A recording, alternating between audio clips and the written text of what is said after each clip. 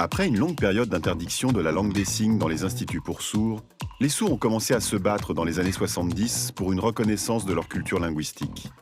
Au fil des mobilisations, ils ont remporté des victoires. En 1991, la loi reconnaît le droit à une éducation bilingue.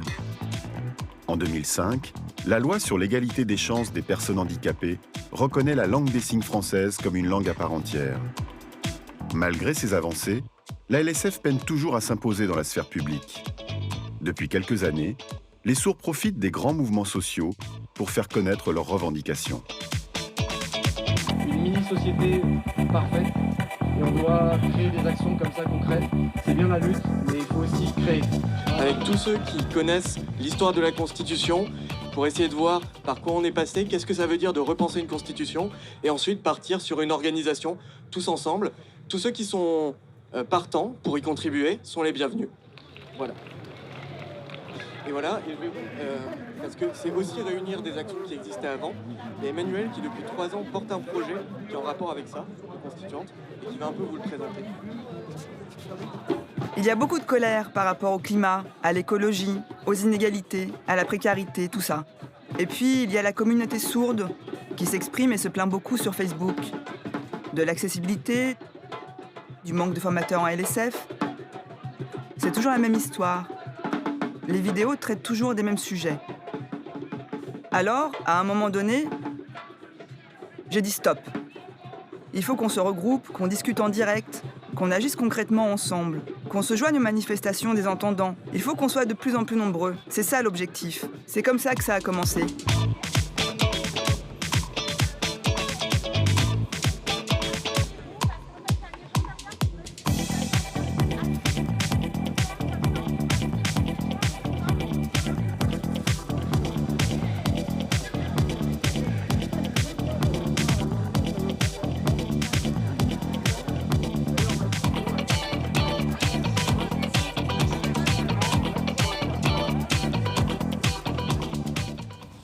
Le militantisme des sourds prend différentes formes. Avec le recul historique, on peut remarquer qu'il s'est toujours inspiré des autres mouvements sociaux. Les sourds se sont adaptés. Actuellement, ils sont beaucoup dans les réseaux sociaux, Facebook, Twitter, les manifestations. Par exemple, ils s'inspirent des Gilets jaunes, mais différemment. Ils se l'approprient et l'adaptent à leur façon.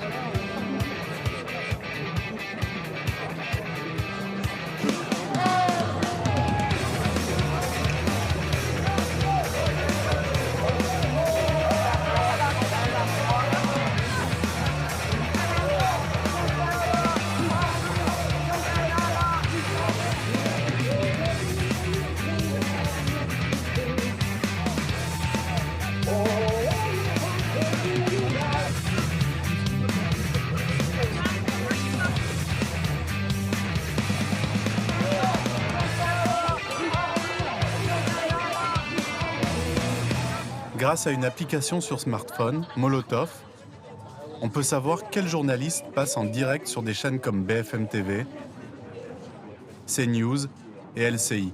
Dès que je les repère, je rentre dans le champ avec mes pancartes. C'est pour dévaloriser l'image de ces chaînes, qui prétendent être accessibles, alors qu'elles ne le sont pas suffisamment. 10 minutes de sous-titrage et 10 minutes d'interprétation par jour, c'est trop peu.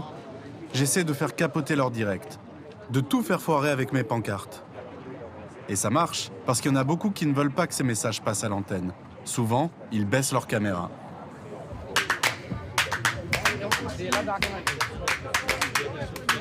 Alors, 13 km/h pour aujourd'hui à cause de la préfecture qui nous empêche de passer devant l'Assemblée nationale. Ce sera leur façon justement de nous soutenir. Mais ça sert à rien de leur casser la figure à eux, si sont des nationales, on n'y rentre pas, c'est pas possible. C'est pas Macron, c'est ma pute. N'oubliez pas la désobéissance nationale. D'avoir un président Macron qui a réveillé les foules avec c'est 1 million de Champs-Élysées tous les samedis. Tu peux qu'on sera 1 million.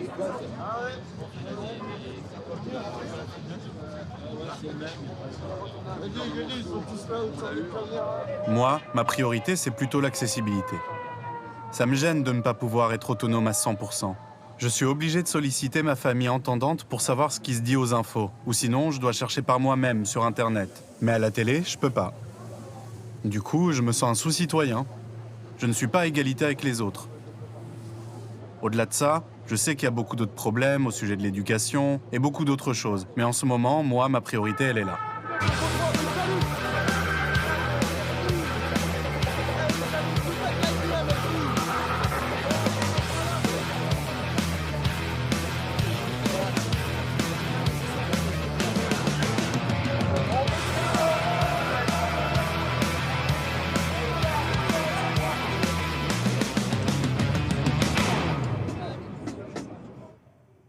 Nous, les sourds-signants, on se demande pourquoi la société nous regarde de cette manière.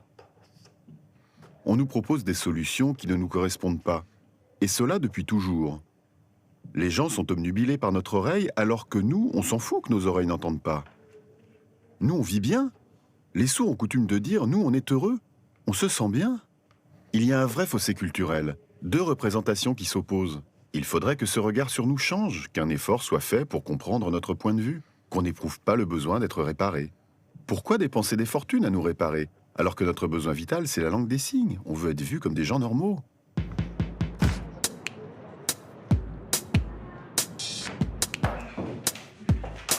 Il y a eu déjà beaucoup de débats qui ont été accessibles, mais à la suite des manifestations des Gilets jaunes, voulu organiser ça. De manière, ça a commencé le 15 janvier, et puis finalement, il reste jusqu'au 15 mars, hein, la date, voilà, où chacun pourra s'exprimer, participer et envoyer ses contributions. Voilà. On va s'organiser sur 4 groupes, donc 2 sur la transition écologique, et 2 sur la démocratie et citoyenneté. On va faire ça pendant 1 heure à peu près. Nous, on va passer d'un groupe à l'autre, voir un petit peu comment ça se passe.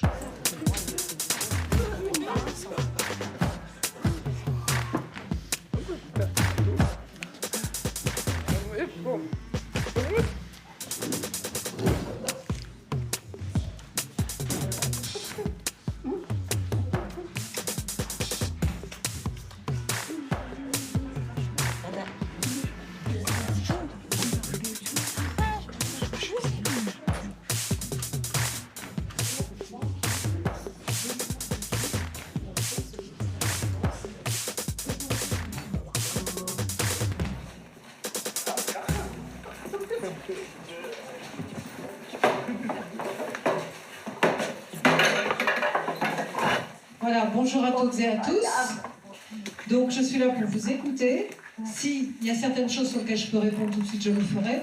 Mais de toute façon, c'est vraiment à partir de vos propositions que nous pourrons engager le futur débat après la sortie du débat. Donc c'était important pour moi de venir entendre toutes vos propositions. En tout cas, merci de votre invitation et je suis avec grand plaisir avec vous ce soir. Je voudrais vous parler de ce dépistage engendre des conséquences qui sont terribles. L'enfant sourd, quand il naît en tant que bébé, à 2 jours, et au moment de l'annonce de l'handicap, c'est une violence inouïe. Que ce soit les psychiatres ou les psychologues sont absolument contre ce type d'annonce aussi rapide. En Europe d'ailleurs, le dépistage précoce, il se fait au bout de 4 ou 5 mois en général. En France, on en est à 2 jours. C'est d'une violence extrême, et en même temps, on lui propose très rapidement et beaucoup trop rapidement l'implantation cochléaire. C'est extrêmement rapide, extrêmement tôt. Il y a un cahier des charges qui propose normalement une ouverture, non seulement l'appareillage, mais aussi la langue des signes, bien sûr. Et elle n'est pas respectée, ce cahier des charges. Il n'y a pas d'accompagnement familial. C'est pas le fait que le diagnostic soit fait précocement, c'est le fait que l'annonce soit pas encore bien faite et que les choix éclairés pour les familles ne sont pas faits. Donc je pense que ce qu'il faut, c'est qu'on améliore la qualité de l'annonce, l'offre de choix complète sur les possibles de façon totalement éclairée et totalement juste. Hein. Je pense que c'est plus là-dessus, et là, j'ai besoin des associations pour ça, hein, pour venir en appui de la formation des médecins, mais de la formation aussi de l'annonce, etc. Donc on a un très gros enjeu collectif, ensemble, à améliorer les choses. C'est peut-être un autre sujet, à propos donc de la citoyenneté des sourds. qui n'est justement pas une vraie citoyenneté. On n'est pas dans une société inclusive pour nous. Et la proposition qu'on aimerait vous faire, que la Fédération des sourds de France va vous faire, c'est que la langue des signes soit reconnue et inscrite dans la Constitution française, puisque ça nous permettrait un accès à toutes les situations de citoyenneté et une vraie inclusion dans la société française. Est-ce que je peux poser une question, parce que ça fait 2 fois que ça revient d'inscrire la langue des signes dans la Constitution. Est-ce que ça existe dans d'autres pays d'Europe? Oui, lesquels? Les États-Unis, ils ont une acceptation. La Finlande, le Portugal, l'Autriche, la Grèce, c'est une loi, c'est pas inscrit dans la Constitution, et il y en a beaucoup en fait, qui reconnaissent la langue des signes, de plus en plus, qui la reconnaît comme une langue et pas comme un outil de communication.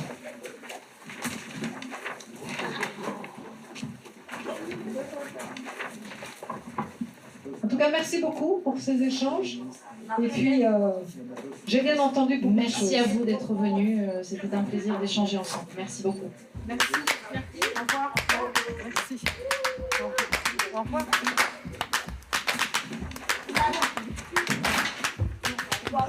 C'est exceptionnel.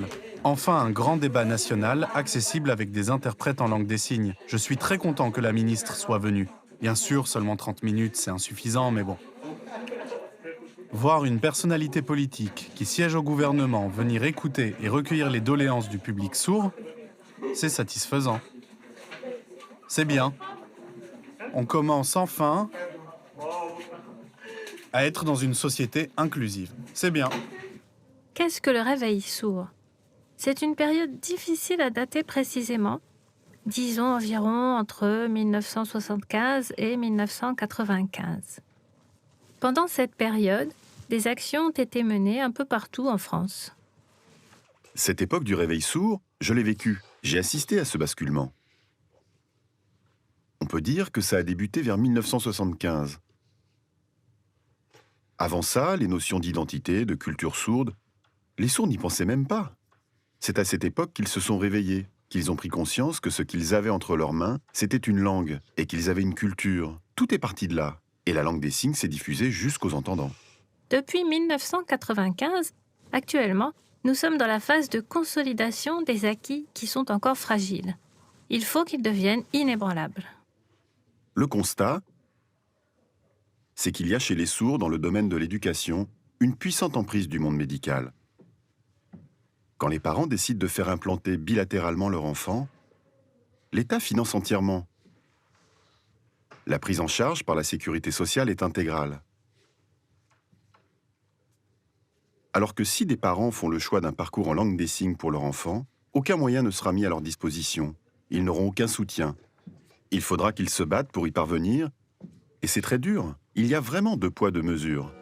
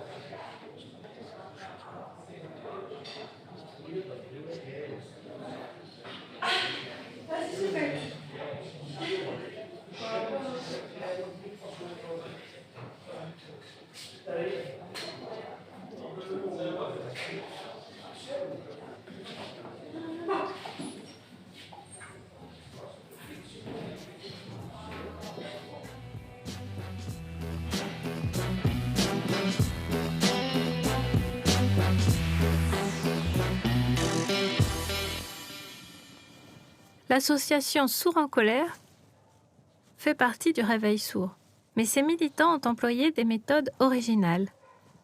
Ils menaient des actions coup de poing qu'ils avaient empruntées au modèle d'Act Up. Par exemple, ils ont utilisé des sifflets pour déranger les entendants et montrer qu'ils étaient là.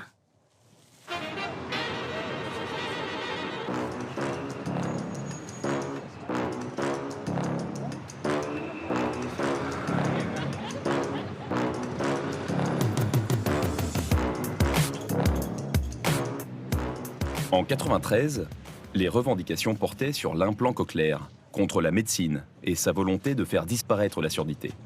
Les sourds ont milité, mais on n'a plus le temps pour ça. Les militants de l'époque, ils se sont battus pour améliorer la vie des sourds dans la société, pour l'égalité. Ils s'y sont épuisés, ils en ont souffert, ils y ont sacrifié plusieurs années de leur vie. Aujourd'hui, on se remobilise. Et notre objectif, c'est de faire inscrire la langue des signes dans la Constitution. On veut l'obtenir. La priorité, maintenant, c'est que les enfants sourds soient considérés. D'abord à l'école, puis en tant qu'étudiants, et dans le monde du travail. Il faut mettre fin aux discriminations, qu'on ait accès à la culture, à l'information, aux visites guidées, le tout en langue des signes. Que les centres relais soient à disposition illimitée. Que les chaînes de télévision mettent en place de l'interprétation simultanée, voire qu'elles embauchent des journalistes sourds-signants. On veut être à égalité. Et pour l'implant, on verra plus tard.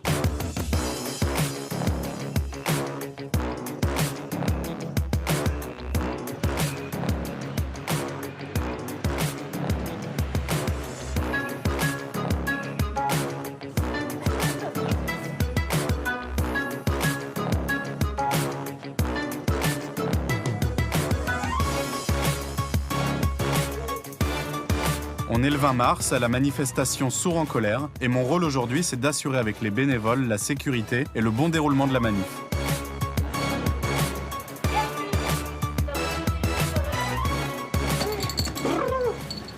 Alors nous déclarons ouvert cette grande manifestation nationale pour comme objectif de rentrer la langue des signes dans la Constitution française et qu'elle soit reconnue. Nos parents, ils ont eu de la chance parce qu'avant, ils se retrouvaient entre sourds dans les instituts spécialisés. Alors qu'aujourd'hui, il y en a de moins en moins car ils ferment. Il faut interdire leur fermeture, il faut manifester. Les sourds, on a de la valeur, nous. Avant, les sourds, ils n'avaient pas le droit à la parole, ils se taisaient. Il faut qu'on brise nos chaînes.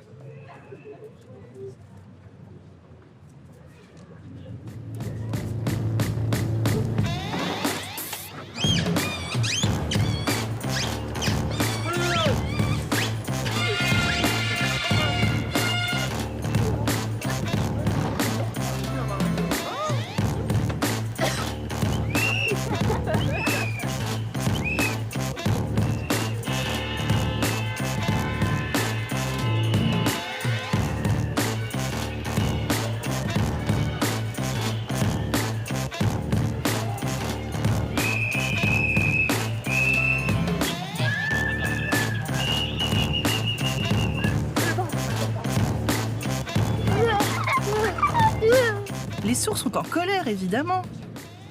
Les écoles ferment, on est tous en intégration, c'est pas normal. C'est pour ça que je suis ici. C'est important. On doit tous être soudés et solidaires. C'est pour ça que je suis venue manifester. Il faut qu'on soit nombreux. Il faut qu'on ait les mêmes lois qu'aux États-Unis. Là-bas, tout est accessible en langue des signes, tout est prévu. Ici, au niveau législatif, on est délaissé pour compte. Il faut qu'on soit visible et reconnu. Voilà, on est en colère.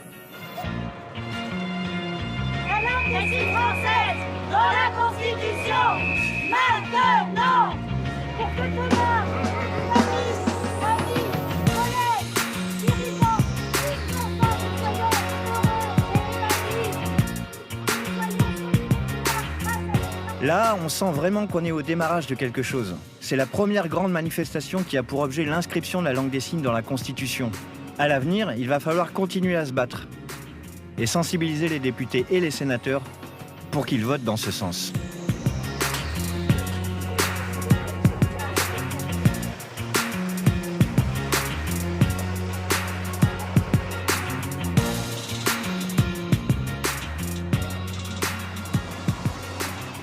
Tournez-vous et adressez-vous aux personnes qui je vais vous traduire. Actuellement, seul le groupe l'AREM a donné son accord pour vous recevoir. Les 4 personnes qui vont venir, plus l'interprète, il faut être muni d'une pièce d'identité. Vous l'avez ? Vous l'avez. On fait la photocopie, vous attendez et à 17h, je vous conduis directement au groupe l'AREM. C'est superbe. Alors on y va maintenant. Et merci d'accepter enfin, parce que ça fait plusieurs années que nous attendons d'avoir un rendez-vous. Voilà. Donc monsieur dit je suis ravie. Et ben voilà. On y va maintenant.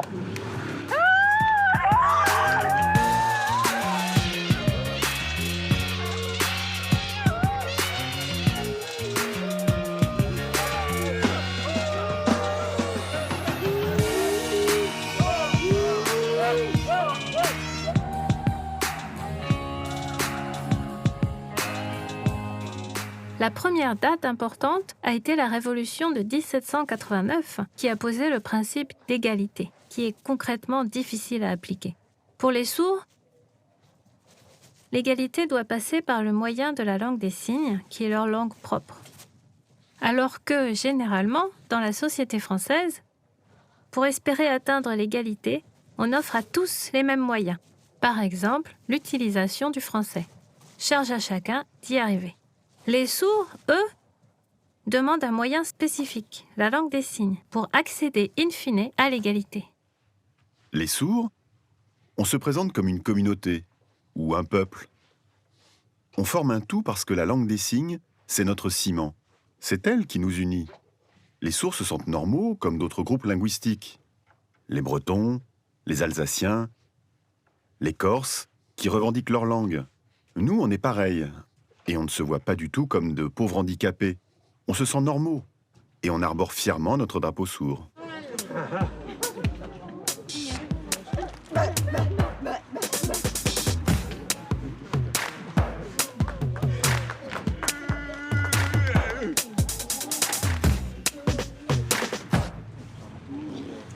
Aujourd'hui est une belle symbolique pour la journée.